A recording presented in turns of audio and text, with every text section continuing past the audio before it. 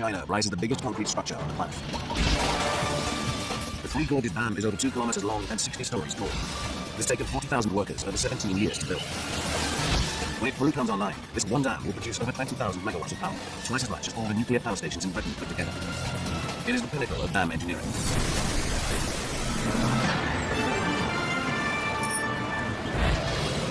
China is one of the fastest growing economies on Earth. To fuel the need of its ever-accelerating industry, the nation needs more power. Much of this will be provided by an enormous dam spanning the mighty Yangtze River in central China, called the Three Gorges Dam.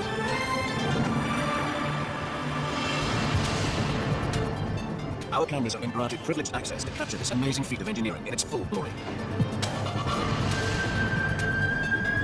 Before they could start building the Three Gorges Dam, the Chinese first had to divert the Yangtze River, which is almost 2 kilometers wide, and move over 1 million people from the area about to be flooded.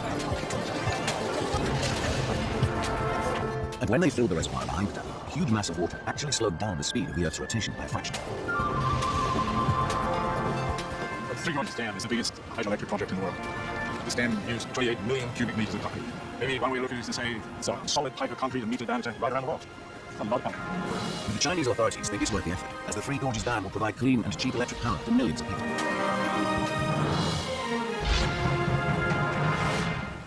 British engineer Robert Charlwood has been working on the dam since 2003 and is still impressed by its scale.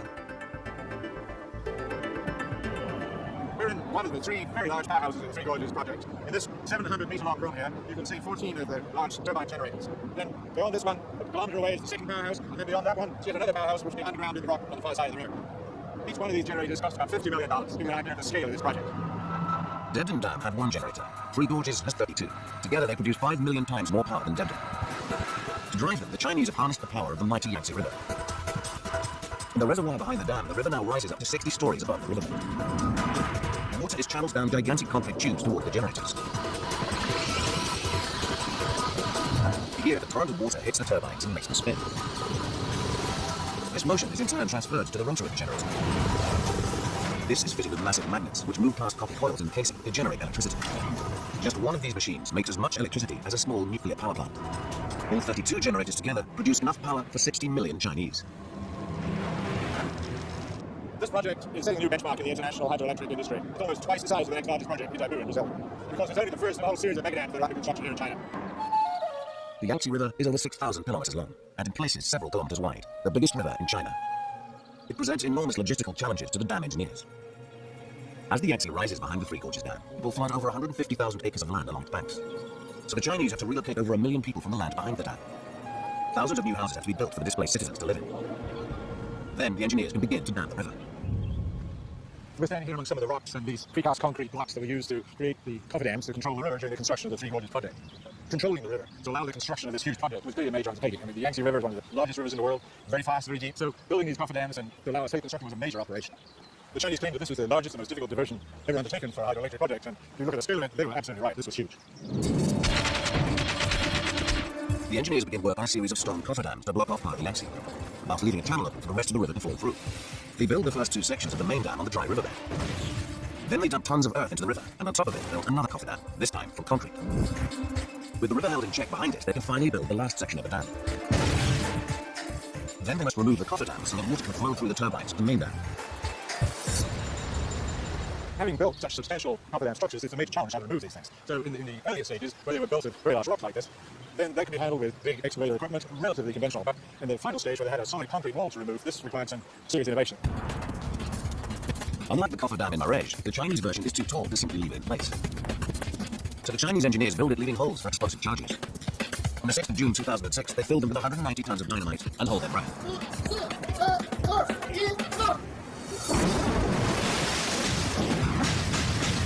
What has taken months to build takes only seconds to destroy. As the cofferdam crumbles, it unleashes the water stored behind it. It's the final test for the Three Gorges Dam, and it holds. The Three Gorges Dam takes concrete construction to new heights. You look at it, you can just picture the thickness of the concrete at the base of the dam, the height of it, 180 meters, and it's 2 kilometers long, so it's a colossal amount of concrete. Three Gorges uses 10 times more concrete than the Hoover Dam, so the engineers have to pull out all the stops to keep their dam cool. They basically used everything in the book. They cooled the aggregates and materials, the sands, before they put it into the mix. They added ice. They did everything they could to get the temperature down as low as they could before it started to warm up all by itself. And here, because of the issue of some of the summer weather being especially hot, July and August, they actually went so far as to use a fog spray system to blow effectively a fog blanket over the top of the dam, with the objective of blocking the solar radiation from coming down into the concrete and adding to the heat that's being generated on the inside. But all these measures to stop concrete from cracking will count for nothing if the dam is built on weak foundations, as civil engineer Ed McCann explains. While we can make the dam completely impermeable, it's rather harder for us to make the riverbed impermeable. Now, of course, once the water is up behind the dam, there's a huge pressure pushing it this way, and whilst the dam won't let the water through, the water simply stays underneath, and that means you haven't got much of the dam. There is a solution to this, and if you'll give me a hand, we'll have a look at it. John, watch this.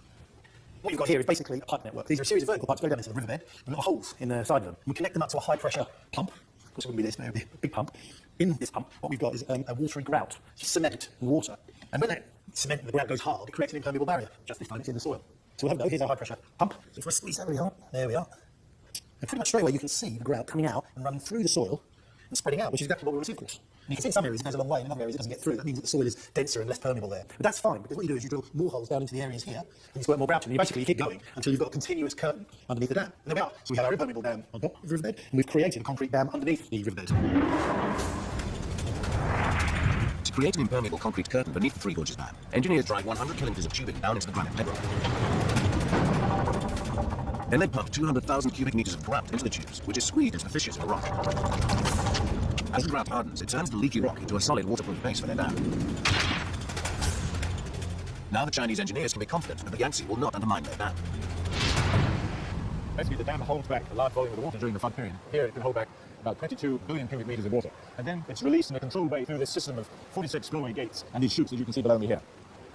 The design of a spillway like this has to deal with the force of the water as it drops over 100 meters in this case here, and then achieves huge velocity at the bottom of the dam.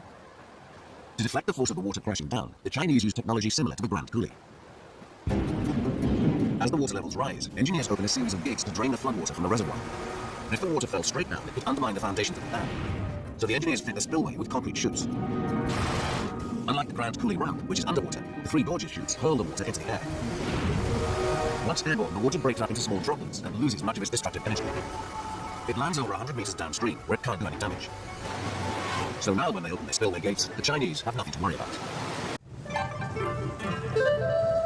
At China's Three Gorges Dam, the engineers also face a major traffic problem.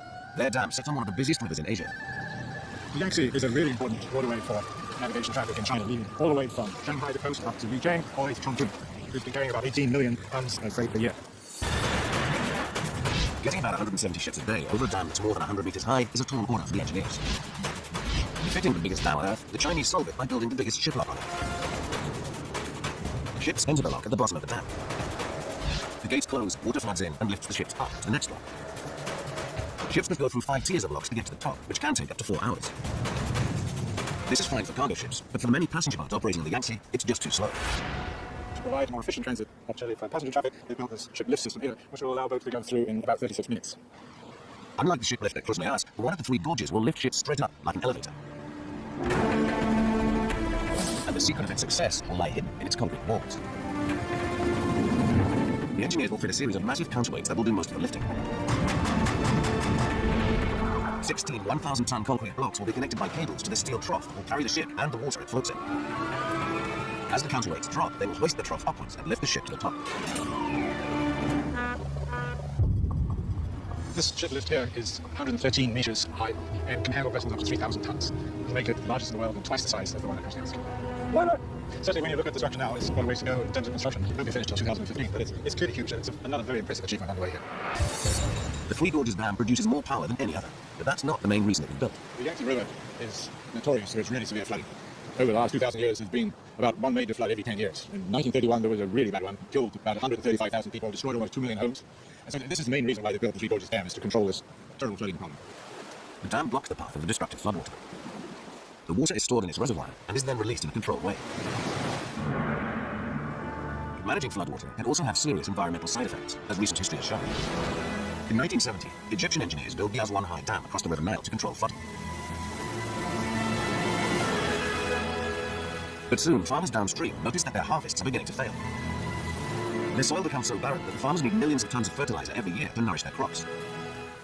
Their land has suffered because it has been deprived of floodwater, which carries with it the vital building blocks of life.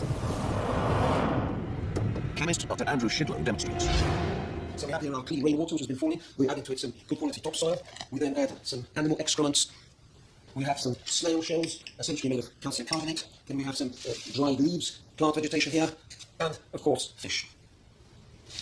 As the storm proceeds, as the water starts to flow rapidly, all of these ingredients get mashed up in the hugely violent storm waters which occur. So here we have it, a veritable cocktail of Mother Nature's most important plant nutrients: nitrogen, phosphorus, calcium, magnesium, and potassium. But if floodwater stops flowing, these nutritious particles of silt will begin to settle. This is a big problem, especially at the biggest dam in the world. The flow of precious Yangtze silt is blocked by the dam and trapped in the slow-moving water of the reservoir. It rapidly sinks to the bottom where it built up. Silting problem on the Yangtze is a huge problem. The total amount coming down is about 500 million tons per year, which equates to about 1 kilometre cube. That's enough to fill big tall stadiums hundreds of pounds. It's a huge amount of silt. If this silt remains trapped behind the dam, it would mean that farmers, fishermen, and wildlife would be deprived of nutrients in water for hundreds of miles downstream. And the tons of settled silt or sediment could build up in the reservoir and threaten the dam itself. Basically, sediment falling into the reservoir here would reduce the capacity, the reservoir capacity, and would eventually perhaps interfere with the ability to run turbines if it was came up. Cleverly, the Chinese engineers exploit the power of floodwater to flush the sediment out of the reservoir and send it downstream. They install sluice gates deep inside the dam. Each gate weighs as much as a bus and needs a powerful hydraulic piston to lift it up. When the operators open the gates, floodwater rushes over the trapped sediment and sweeps it through the dam. This way, the Chinese authorities hope that it will be at least another 100 years before the build-up of sediment affects power production at the dam. But even a clever purging system cannot carry all the sediment across the dam. Scientific estimates on how much sediment remains behind vary from as little as 30% to as much as 60%.